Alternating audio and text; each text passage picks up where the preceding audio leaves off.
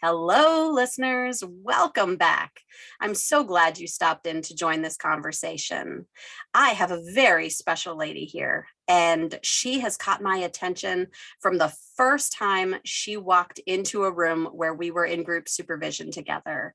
She is spunky and she is smart and she is caring in ways that tend to her family, but are also excellent in the mental health field. And so it has been my honor and privilege to watch her follow God's lead in the way that He takes her professional prowess into new directions, moves her across the countryside, and even takes her on new business ventures. So it is my honor and privilege to let you get to know this lady a little bit more. Miss Sydney Lucas, welcome. Thank you so much. I'm excited to be here. I'm glad you're here. So I always see folks in a certain way, the way that they've impacted me. I know it's kind of selfish, but we all do it. How would you like to introduce yourself to the listeners? Tell them a little bit about yourself. Sure. I am a mom of two girls, ages 9 and 11. They just had birthdays, so I'm having to practice saying new ages. I am a wife to Will, and we live here in the suburbs of Pittsburgh, Pennsylvania. I am a licensed professional counselor in both Pennsylvania and the state of Texas. I own my own private practice for now. And we're members at Cornerstone Ministries Church, just down the street from where we live. So that probably sums up all the big points. All the big markers on where people can sort of relate in your world. Yes. I feel the age change. My son turned 6 in January, and I'm still like, but I want him to be 5. Yeah, my youngest told me she's now a preteen. I said, I need you to stop that. Yeah. I can't. There will be no talk of that right now. That's right. So you're in private practice now. You actually started your mental health journey in Texas. Did you always know that you'd be in the mental health field? Gosh, I sure didn't. So my junior year of high school, I was in AP Bio 2, and we did the little study on fruit flies where we got to, look at them under a microscope. We had to freeze them. My mom was horrified while I was putting bugs in her freezer, even if they were in a Ziploc bag. But I loved the idea of genetics. I don't know why, not necessarily even the ancestry part, though I did enjoy that as well. In 8th grade, I had to write this whole paper on where I thought my ancestors came from, because mind you, that was in the 8th grade, was probably the late 80s, early 90s. So before internet, before any of that was, So you couldn't just type it in on ancestry.com and figure out all your info. That's right. But I really had an interest in just genetics in general. And so I remember one of our assignments that we could do for extra credit was to read the book Jurassic Park. And now I'm going to date myself, because the movie was going to come out as soon as school was over. Like, I think it came out in June, or maybe even it was Memorial Day weekend, because I feel like we always got out of school at the last week of May. And I was so enthralled in the book that I did stay up all night finishing the book on time. And then I totally forgot to write the paper for extra credit. I didn't need the extra credit. I didn't care about the extra credit. That book was so fascinating to me. And so I actually saw the preview for, I guess it's going to be like 29 years of this new Jurassic Park movie that's coming out. And I was a little verklempt, because I was like, oh, these are the original actors. And it really changed the trajectory of my life in a lot of ways, I thought. And so there was only 2 schools in Texas at the time that had genetics majors. I was, probably brainwashed at an early age that I wanted to go to Texas A&M, because that's where my mom worked for and with a bunch of Aggies. And she worked there my whole life. And so they were telling me I was going to be an Aggie from the time I was born.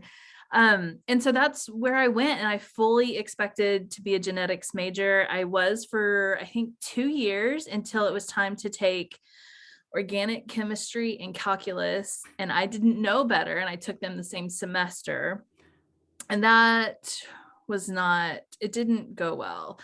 And then I thought, well, I could either get a tutor or retake them, but then I wouldn't have had to wait a whole nother year. So maybe I'll just power through one more semester. Well, God finally shut that door, so I didn't have to worry about that anymore. I made awful grades, like I think a D and an F, and I had never failed anything, a class before in my life. And so I took that as a door closing. So I spent the summer after my sophomore year, before my junior year of college, really trying to figure out what on earth I was supposed to do. What on earth did God have for me?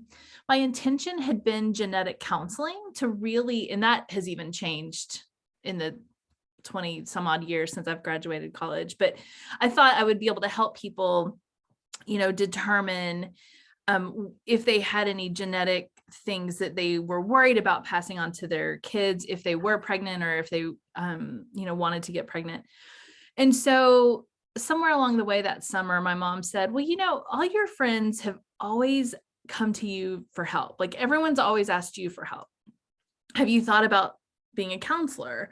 And I was like, no, that is a liberal arts major. Well, yeah, when you're in the sciences, liberal arts is like taboo. I know. I was like, I don't even know if they have that, Mom. And so, I figured out that meant I needed to change my major to either psychology or sociology. And I had 1 week to declare a major, No new pressure. major. And the sociology office was closed that whole week. And so I kind of ended up in psychology, which was, again, God shutting a door to make it easier for me to go the direction he needed me to go. And so I became a psychology major, and I spent the last 2.5 years of college trying to figure out, like, how do I study psychology? How do I take liberal arts tests? Like, I was only in AP math and science classes in high school. I had never done any of the English or language arts. That wasn't my forte. And so I was a little nervous about that. But so that's how I ended up being a psychology major. And I knew, if I was going to do counseling, I had to really figure out what that meant, what that looked like. I really considered pastoral counseling. And for me, I knew that I needed to do Christian counseling in some form or fashion, because I really believe that true healing only comes from Jesus, like complete healing. Yes. Like, in secular counseling, I can take faith in Jesus out of it, and I can help people feel better about certain things. But I think the soul still has an ache that only Jesus can heal. And so for me, I felt like I really needed to do Christian counseling. So I actually ended up going to seminary. I went to Dallas Theological Seminary. They had both programs. So they had pastoral counseling, or a program that would get you licensed by the state of Texas. And so I have a funny story about that, but I did pastoral counseling for the first semester. That was a 4-year program, and included Greek and Hebrew.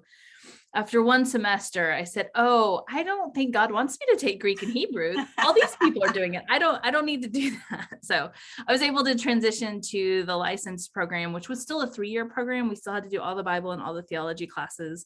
So yeah, that's how I got into counseling. It was not the direct path I thought it would be. So yeah, quite a adventure through college and grad school.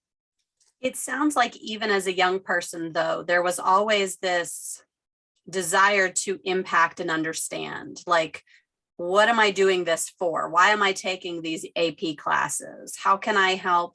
Not only do I geek out about genetics, but how is that going to help someone if I'm in this field? Like, there's always this sort of purposeful service in your approach, it sounds like. Yeah, it's funny. My kids had to do something for school recently where I guess their school counselors were asking them to ask their parents, like, what did they want to be when they grew up or whatever. And my earliest memory was wanting to be a teacher. And my kids thought that was weird, because this is not in traditional teaching. That is not my gifting. And I said, well, I love to, I'm an only child. So I would just set up all my stuffed animals and play school. I had, my parents bought me a chalkboard on the wall, and I would write notes home to, all the animals. So I think I started out wanting to do teaching. I think somewhere along the way, I wanted to be a vet. I don't know. But I do think I had never really thought about it until you mentioned it. But I think always wanting to do something to help others.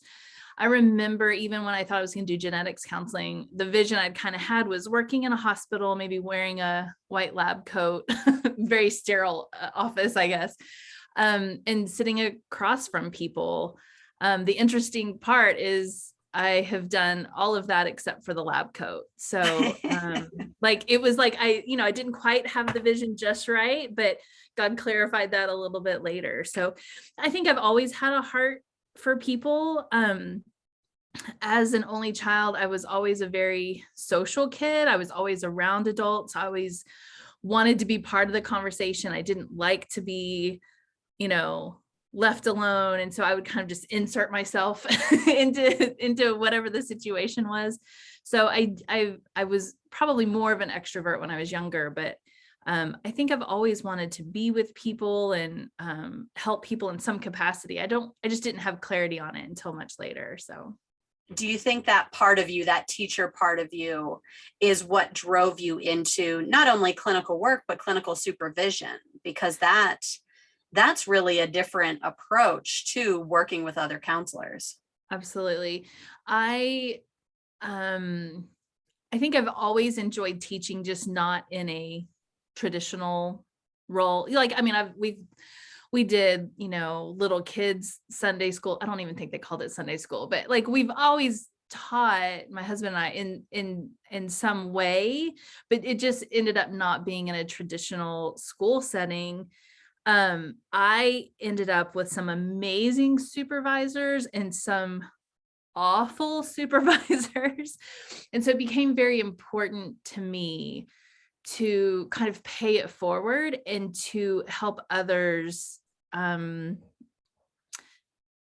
where some people might not take the time or really care, or just say, oh, this is a checkbox, we just have to do this. It really became a passion of mine to teach people, partly because those times I did not have great supervisors. I feel like I made a lot of mistakes, which isn't a bad thing. Like, that's how we learn, is to make mistakes. But I wanted other people to be able to learn from some of my mistakes and not repeat them, hopefully.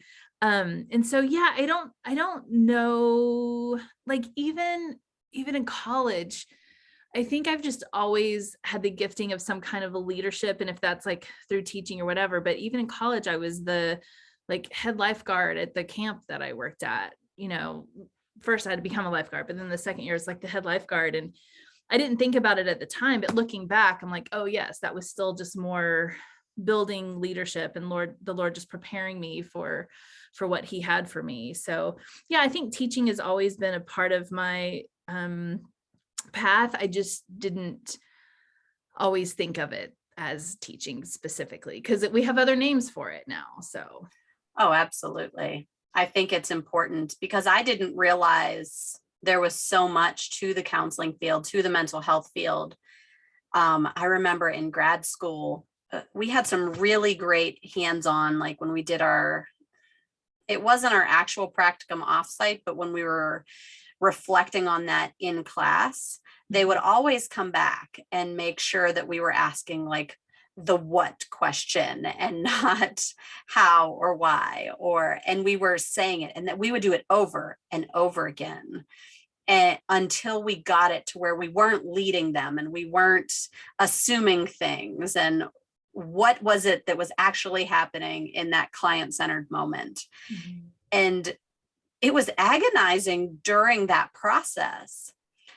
But when I left the safety of academics and stepped out into just supervision style practice, I heard from so many other newer counselors that was like, how do you do that? No one ever taught us that. What do you mean? Like, that sounds so hard. And they were like, sort of just tripping over those initial steps that I was so grateful that these teachers were like forcing us to do this in agony. Like, yeah, this feels hard, but we promise you're going to be better counselors because of it. Right. And honestly, not just better counselors, better communicators. Mm-hmm. Like, Yeah. how many leadership meetings in any other place, or how many marital conversations do you just, okay, this is what I'm seeing, this is what I'm hearing, what is the result that you would like to achieve from this? Right. Yeah. And so I greatly appreciate strong leaders in the supervision space in this field, because it makes a difference, because sometimes we don't realize we need it until we're like, why do you do it that way? Yeah. Yeah. How'd you say it like that? I don't know. Let's think about it for a second. Yeah, absolutely. So what type of mental health agencies or places have you worked within the industry? Sure. All of them. No, it feels like that when I write out my bio. I'm like, oh, I feel like I've worked everywhere. I'm sure I haven't, but so my very first practicum in grad school was it was an inpatient hospital that also had a PHP and IOP, which is kind of intensive outpatient and partial hospitalization. So I started there. My second practicum was kind of like a group private practice. And then like my first job out of grad school was helping a psychiatrist. And then he said I could do some private practice there, but I kept having kind of not great experiences with private practice, because as a single poor graduate of graduate school, if they didn't show, I didn't get paid. And so I was really struggling with, and this was back in the days, y'all, I was making $11 an hour with a master's degree. So hopefully things have changed now. I'm not sure they have, but, and so then they said, well, I'm starting a new inpatient program at this other hospital. We would love for you to help us build it. And so I went back into, kind of the inpatient hospital setting. I loved that. I loved the consistency. I loved having a whole fresh batch of patients every week. I loved so much about it that there was a group aspect, there was a family aspect, there was individual aspect. And so I did that mostly off and on for years. I did work my way up into administration. Again, that whole like God had been planting these leadership seeds in my life without me even realizing it at the time. But then I did take a break for a little bit, and I went into like the foster care world. I went into, in Texas, we call it MHMR. I think here it would be like community mental health, I think would be kind of the equivalent. So people who don't have insurance and can't afford it, but have need some help. Gosh, I even worked at a residential treatment center for teenagers who were struggling. And then I found my way back into hospital administration. Was building the programs, the curriculum, all of that.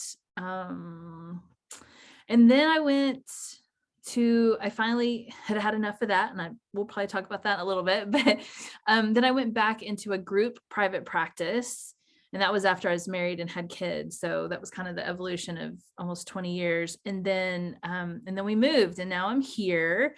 So I was in another group practice initially, and then now I own my own practice. So I feel like I've done a lot of different parts of mental health along the way. But I probably spent most of my time in the hospital setting.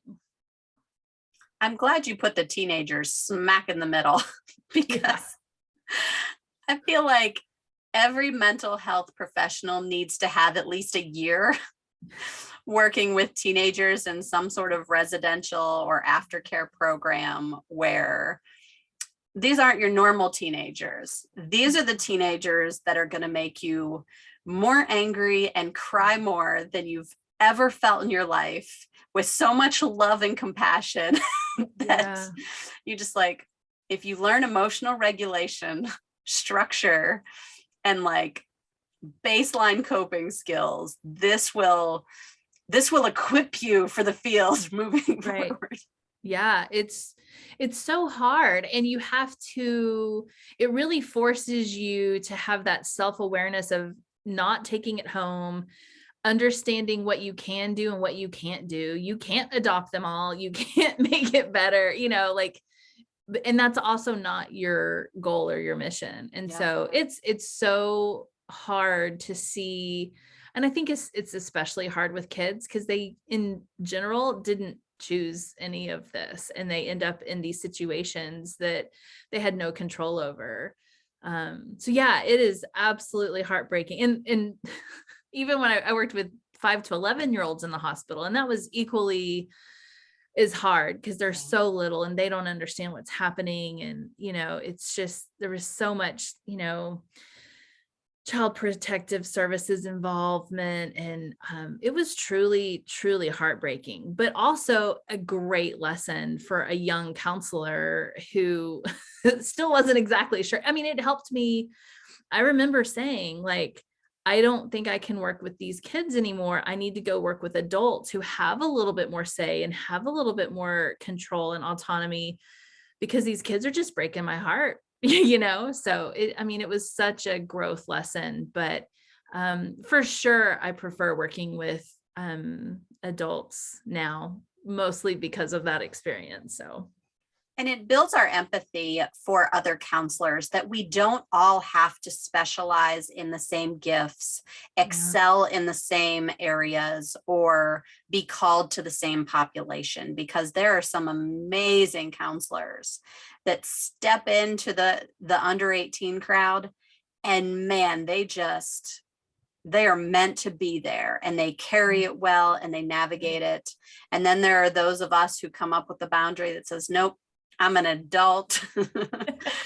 I am an adult self-efficacy advocate. Yeah, absolutely. It's a journey though, and it's part of it. And I'm so thankful for it. I wouldn't trade it for anything, because I think if I would change anything in the past, it wouldn't have gotten me fully to where I am today. So you mentioned, I agree. I think our path is paramount into the type of counselor that we choose to become, and the way that we take those and either learn from them or let them make us bitter. So thank you for learning from your experiences. I'm trying, always trying. One of the things I think we learn, because it's always changing, is access to care. I mean, insurance companies change every 6 months or something ridiculous. The way that they reimburse, the way that people pay, the different populations and the types of resources out there, from nonprofit to state funded, and those types of things. When someone decides, I need to see a therapist, I have tried all that I know to do, and there are some things that are not clicking, and I feel like I'm drowning, because you don't call a therapist as soon as you have like a minor struggle. You know what? A therapist might help me solve this paper cut. Like, let's get an appointment. That's not how this works. Right. So in that sort of survival mode mindset, and someone says, I need to see a therapist, what are some initial questions they can ask themselves to start to get the ball rolling, to find somebody? Yeah. So, I think, and again, everyone's journey is also, different. So what gets them to that place, it's going to be different for everybody.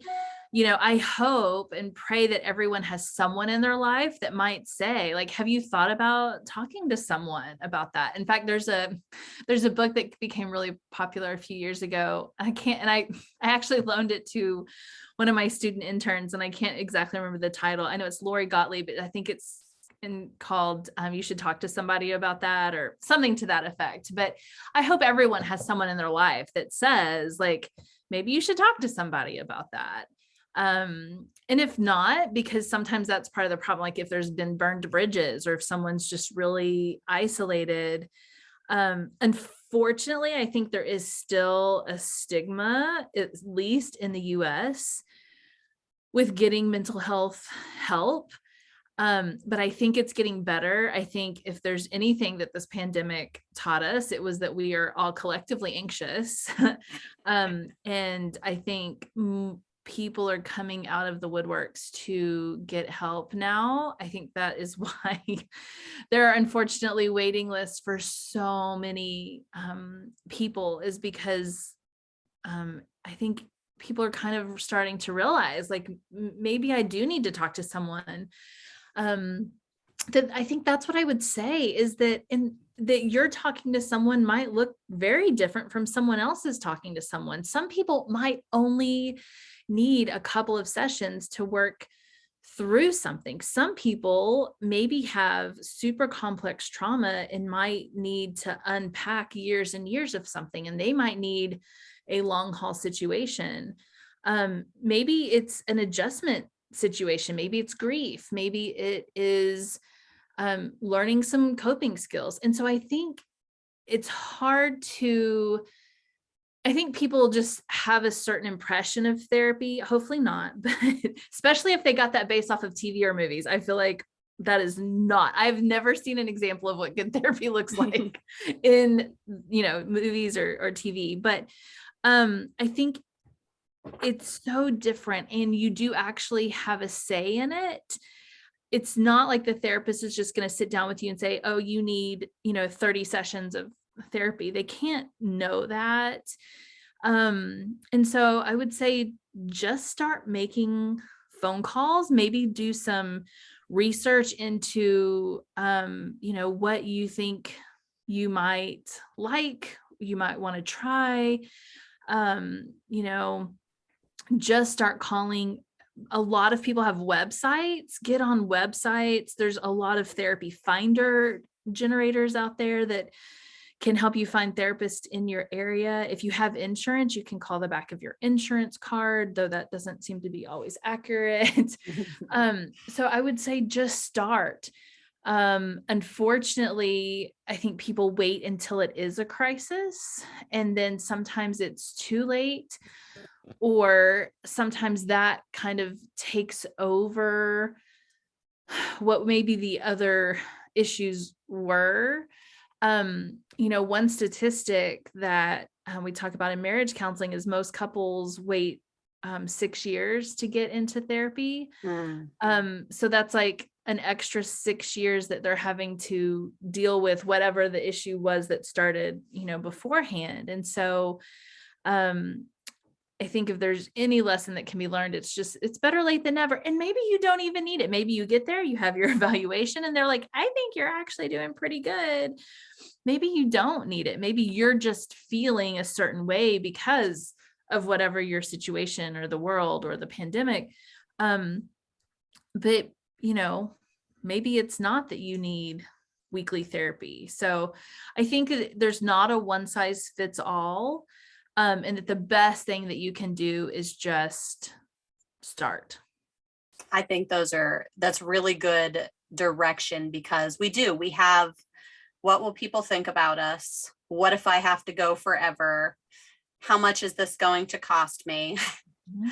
And we are challenged by all of these blocks while we're actively struggling. And we take the small steps of logistical planning of where will I go and when will I schedule it and how much will it cost.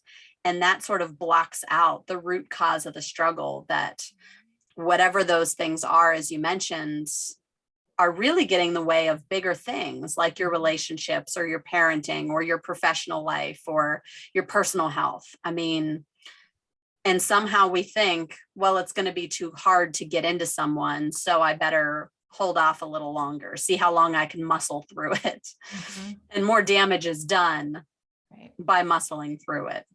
Exactly. So as you mentioned, it could be cash, it could be insurance, really just asking yourself the question, what assumptions do I have? And sort of throwing those out the window, because oftentimes when you find your right therapist, because the first one you go to may not be your person. Right. you want to make sure once you find your right therapist that you're ready, that your assumptions aren't there, that you get to make therapy what you would like it to be rather than what the TV shows have told us. Right. Absolutely. Yeah. It's not, I think of it as like maybe looking for a really good, comfortable pair of shoes, right? Like you don't just buy the first one on the shelf.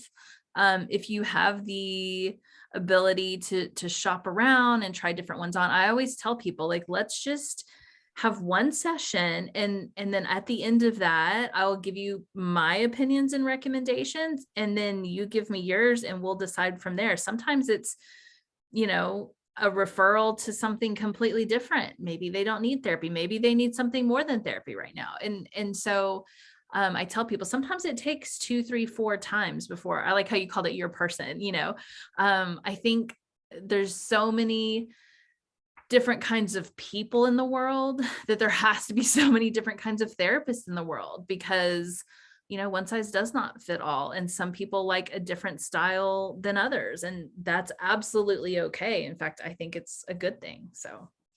And building off your shoe analogy, you're going to do a lot of walking with this person. So it better be a fit that you're about to go the long haul with, if that be the case. Right. Exactly. Yeah. I know I have a lot of people that they're like, I don't want to start over with anyone else. Like if you move or, change places or change if you take insurance or whatever. And they're like, my life story. I don't want to start over with anyone else. And that's absolutely, okay. Until it's not. I mean, sometimes there would be a reason to not continue that relationship. But yeah, it is. It's a lot of heavy lifting too with that, and to be able to go through the therapy process with basically a complete stranger.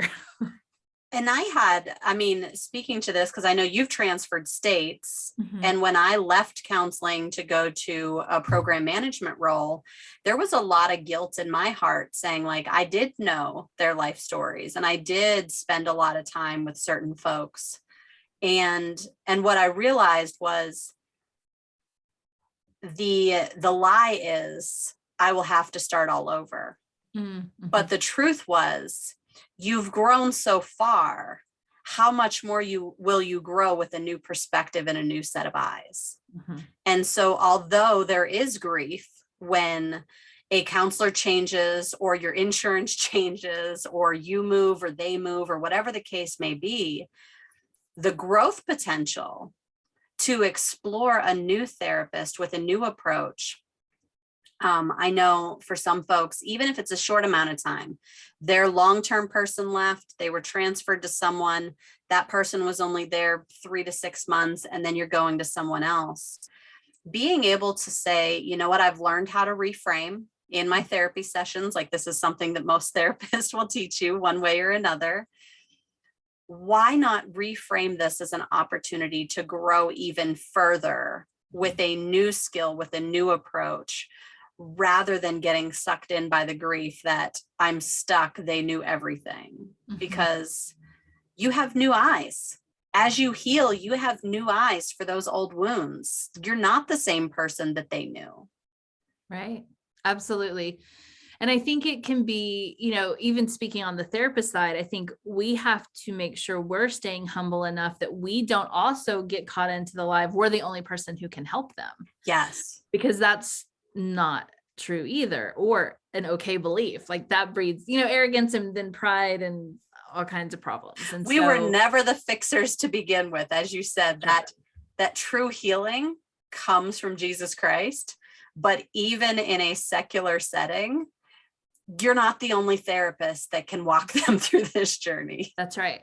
Absolutely. And so I just think it's so important. And I get why, clients, patients feel that way, because they're like, I've given you everything to carry with me. But I think often, and I think it's good for therapists to be aware that maybe they're underselling their own ability in that process. And it's like, I've had people say, oh, you give the best advice. And I'm like, but I don't give advice. And I'm trying to ask myself, like, why do they think I'm giving advice? And I'm like, oh, it's because I was a safe place for them to be like, have a sounding board. And they were able to bounce things off back and forth and hear it for themselves. I just listened and maybe prompted, but then it was because I was present with them that they Yeah. perceived it as that I like gave them these answers. I'm like, like you said, it's more about asking certain questions. And And when so you reflect it, they don't even realize that's what came from them. right. And you're like, no, this was you. This is amazing. Like you came up. Usually I'll stop right there and I'm like, did you hear that? Yeah. And they're like, what? I'm like, you just gave yourself credit, or you just came up with that new approach. And I didn't even lead you. Like, did you see that? And we will stop and celebrate it, because so often we don't recognize how much capacity for understanding and growth and overcoming that we have been graced with on a day-to-day basis. Yeah, definitely. I think every few months I try to, now I'll probably, if I have any clients who listen to this, they'll probably be like, you didn't do that with me, but I try to stop every few months and reflect back about, and I try and get them to say it, but like, tell me how far you've come. Like, do you see it? Cause I see it. Like, I can see like how you were when you first sat down across from me versus where you are now. It's like a different person almost. And so I do try to, and I think that, helps build their confidence and then reminds them to look for these things. Exactly like you said, like you can actually do that not in this room too. Make sure you're giving, yourself those opportunities to recognize that something is different and that you're doing it and it's okay. You're gonna be okay. So absolutely. I think that's great. So it sounds like it's nice for the client to hear and check in and have someone guide them, but also for the clinician, don't underestimate the power of treatment planning and checking in on your folks, like really doing those reflective, whatever your milestone marker is. There's not a hard and fast formula, but regularly create those places of growth with your clients so that they have that experience with you. Mm-hmm. Yeah. And then they can replicate it outside of with me, right? Like my goal is not, and I have some clients who get really nervous when I say this, but my goal is not to be their therapist forever, right? My goal is for them. I call it graduating instead of terminating. Terminating sounds awful. I know. So I say my goal is for you to graduate from needing me. And then I also talk about, which I should probably change my terminology because it's so controversial right now, but some people also need to come in for like booster sessions, to where it's like, hey, I've been doing great. And, we haven't been doing regular therapy for months, but I have this new situation and we haven't had to talk about anything like this. And can I just come in 1 or 2 times to process this? And so I love that too, because then you can see, like IRL in real life, they're out there doing it. And then they come in and they give you this update. I always try and get it in email so we don't spend the whole hour doing the update, but this is where I'm at. And I just have this little thing that I can't quite wrap my brain around yet. And just to help them process that and to, pull on these old tools that they have learned and been using, or, maybe this is an opportunity for a new learning thing or whatever. So I love that too. But my goal is not to be someone's lifelong therapist. I feel like the boundaries are getting blurry at that point. Now, some people do need long-term therapy, but my goal is to help you be able to, replicate a lot of what we're talking about, to teach you enough stuff that you can do it on your own. So absolutely. Agreed. And that's why I keep the theme resilience with this podcast and with the work that I do, is because we go through really hard things. Yeah. And there are some terrible seasons that it is just sad that humans go through and that we endure in this broken world that we live in. Mm-hmm. But there is something beautiful about connecting with someone and learning something new and gaining new perspective and taking on new tools and reframing what used to be harmful, but is now a place of new knowledge and wisdom that we've gained, Mhm. and being able to step forward and not just cycle in the same loop over and over and drown in our own self-pity. And it's something I'm really passionate about too. And I think that's why we connect so well, is we don't underestimate the power of terrible things. Like Right. they can hijack us for a long time, Yeah. but it is not the end of the story. Right. There is a hope that far exceeds the length of time we're here on this earth. Mhm. And because we understand that hope and that purpose and the opportunity it brings, there's freedom in that. Mhm. Absolutely. So as you meet new therapists who say, I want to be a good therapist, and I also love Jesus, and I don't know how to bring those things together. How would you introduce the idea of tying those two things together? Because as you said, sometimes they want Jesus and sometimes they're like, don't you dare say the word faith in this session. Right. Sure. So the question was for maybe a new counselor who's trying to figure that out. Yeah, they're stepping into the field. They're probably 5 years or less young in the field. Okay. Well, I do think so. For me, my training was specifically in Christian counseling. Our whole program was about how to integrate kind of these two concepts. Like, yes, you're going to get a state license, but yes, we're also going to do all the Bible and all the theology. Um, so I think it is helpful to have, and I don't have any specific because I'm sure there's new books since when I was in school. I mean, I could probably pull some of the books over here that I studied, but I don't, I'm sure there's more updated stuff. But I think you should absolutely study some of the integration of, faith and psychology, or, counseling, whatever terminology you want to use, because I think it can be helpful. I think there can be insights. I'll tell you, I though, even with clients who don't specifically want Christian counseling, I do talk about spirituality with everybody, because even if they came in and said they were an atheist, then I would want to explore that, because if that is a value they have, that's going to impact. So I believe, and my very first mentor in that practicum a million years ago, and this isn't to debate like the theology of man or anything, but I think we have a physical part, right? A mental, emotional part, and a spiritual part. No matter what you believe any of that is, that's all like wrapped up into this package. Mine is called Sydney, right? Or Mama.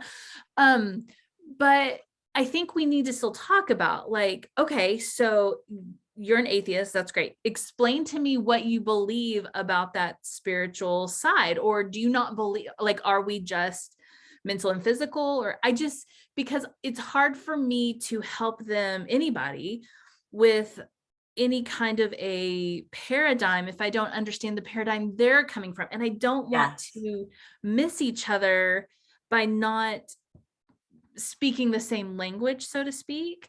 And so I always try even just explore their own spirituality and try not to assume that I know anything about it.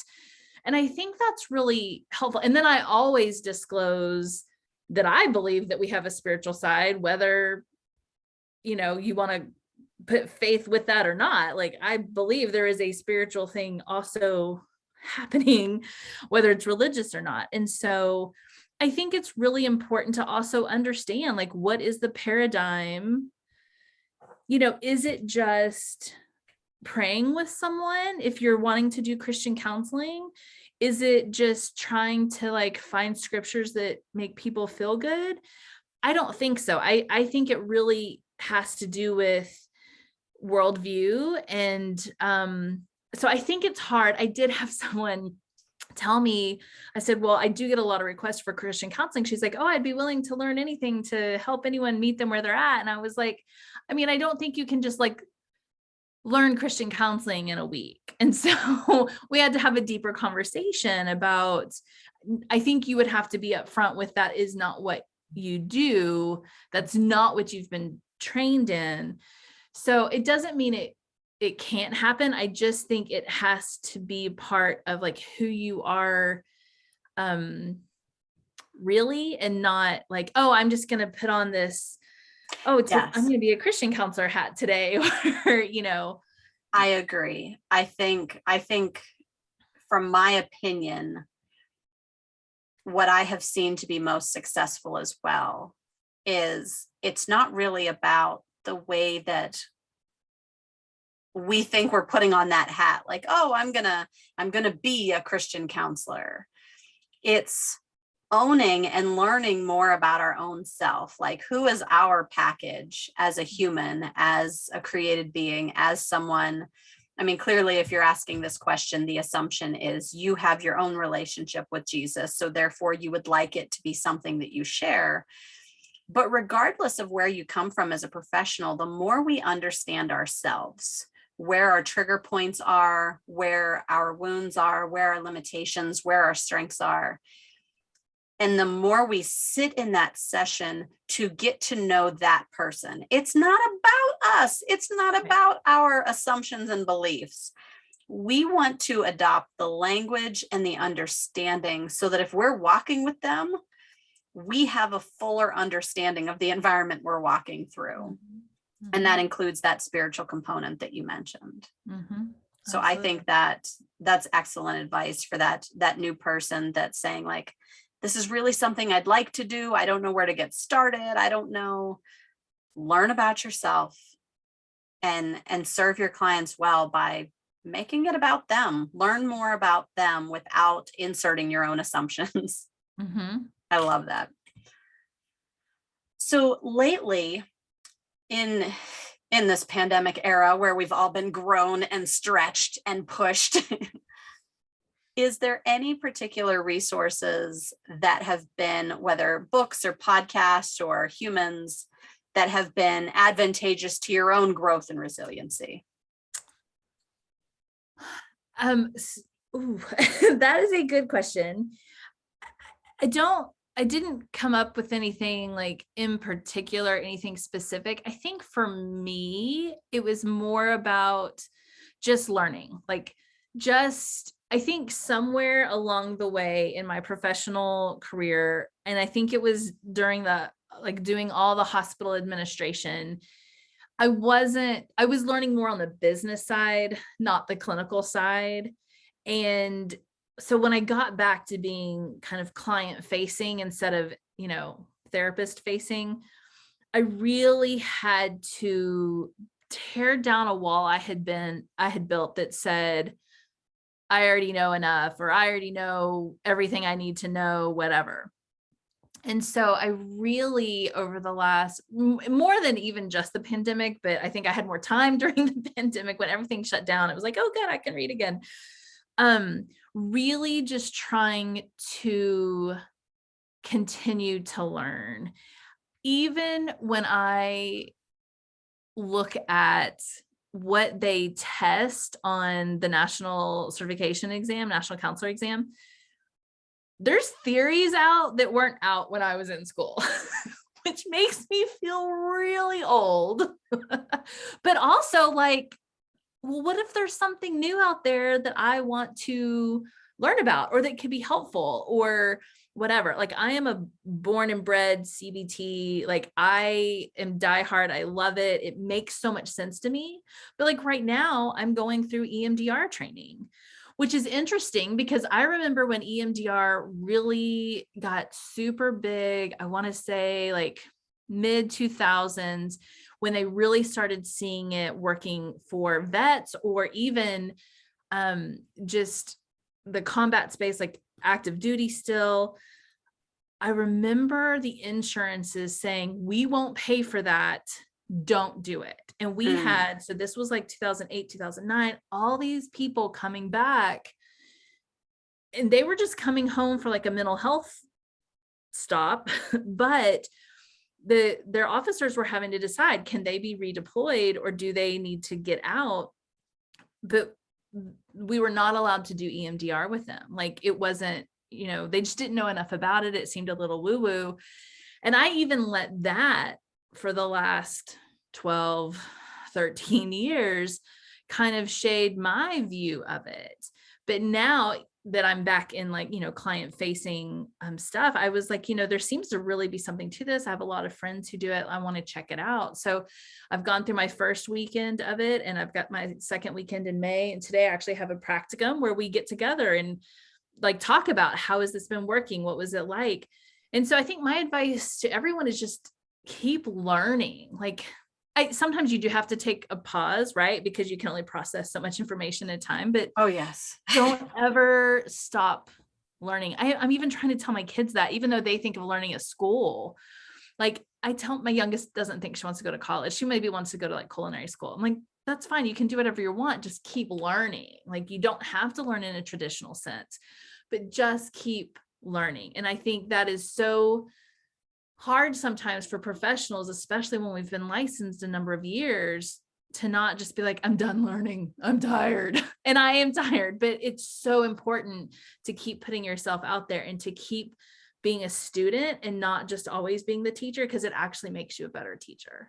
Yes. The curious mindset and the teachable spirit, it doesn't mean that you're betraying your beliefs and the things that you have foundationally set your life upon, but the awareness of things that either complement what we already believe in or shift it slightly to be more accurate or even counter it just so that we can have a better understanding of humans.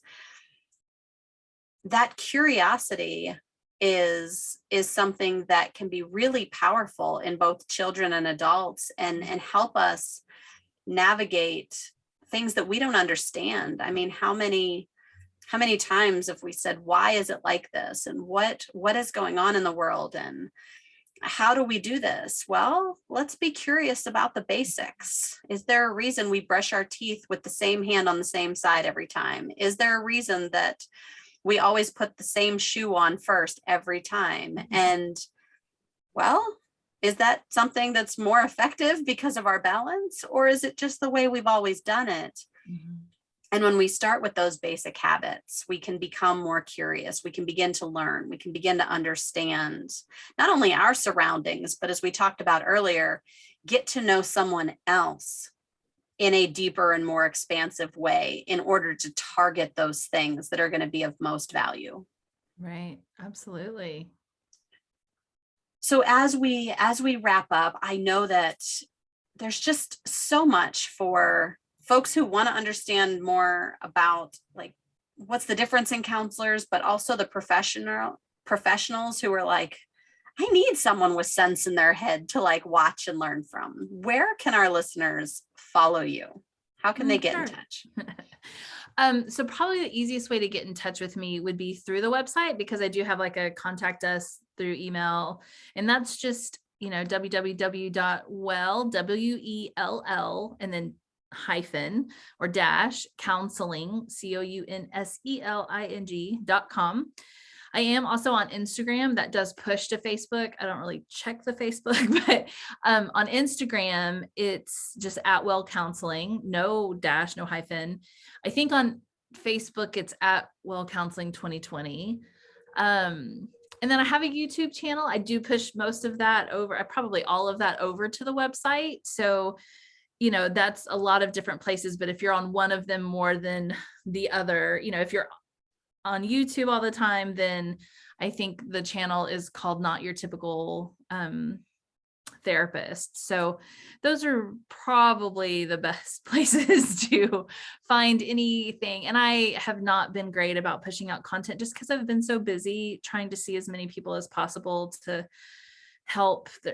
So many people are just reaching out right now. And I think all the therapists are trying to help as many people as possible, but also, keeping that somewhat in balance with not hurting ourselves in the process so that we can be our best for the people we're helping. But And that's something to remember too, I think is really important, whether we're in private practice, whether we're in a hospital setting, no matter what part of the industry we find ourselves in, there are some things to learn about ourselves, our rhythms, the things that help us get fueled in order to carry the caseload that we do. Are there things that you found in particular that have sort of fueled your personality more than other things? I think as far as keeping things balanced, and I know balanced kind of has a bad reputation right now because that's not possible. And I don't mean like a literal one-to-one balance, but I think, if things were a pie chart, we would want them balanced in the sense that we have home life and work life and, maybe recreational life or whatever in the proportions that we want them to be. And I mean, so that's what I mean by balance. I don't mean that it's all a third, a third, a third. I mean, if your work life is going to be this, then what does that leave for the other pieces? So I think remembering that things are seasonal, things are not written in stone for the most part, and that things can change. And sometimes it's about maybe just getting through a season. I know for me, like this is a silly example, but my office hours change seasonally because so much of me being in private practice is so that I can spend a certain amount of time with my kids. And so so like right now, the, winter hours or January through basically May, I have certain hours. And then come the summer, depending on what my kids' schedules look like, they go to certain camps. We're going to have a few days of vacation. Those are things that I have to then evaluate and say, oh, what kind of hours are practical and still help me stay on mission with the family stuff, right? Like my goal is to be there a certain amount of hours for my kids. And so I have to kind of balance all of that out with what makes sense for me at that time.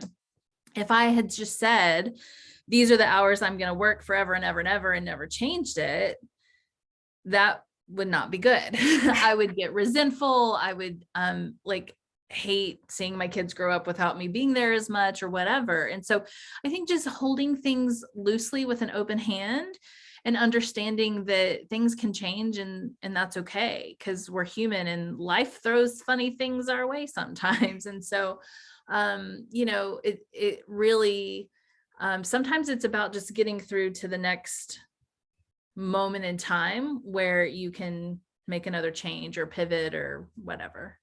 And that allows your clients to grow too in awareness that change is not a bad thing. Right. And that asking for help or rearranging or setting healthy boundaries, all of the things you would normally be working on in session, you're actually implementing for your own pie graph. And seeing like, how is this flow? And for you, it's seasonal because of school age and those things, but really it's also for sanity. Like, how much you can take on, where your limits are. And over the years, you've adapted that. And that's something that they begin to learn or they begin to polish even further because they see this is not just something you do in therapy. Like we don't just use I statements in therapy. Right. We don't just do our breathing and our grounding activities in therapy.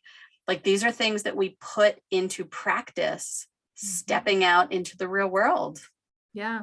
I had a rule when I had therapists working for me at the hospital. I would always say, I just need you to be one step ahead of the patient, right? Like your life does not have to be perfect right now. You do not have to have everything together, but you need to be together enough that you can perform in this job and be a service to these people and not be worrying about yourself or dealing with your own issues to the point to where you're not focused in group or you're not being able to listen and help them. And so I do absolutely think it's important for therapists to be able to be as healthy as possible, knowing that we are not perfect by any means. And hopefully we are doing our own work in whatever areas that we need to be working in.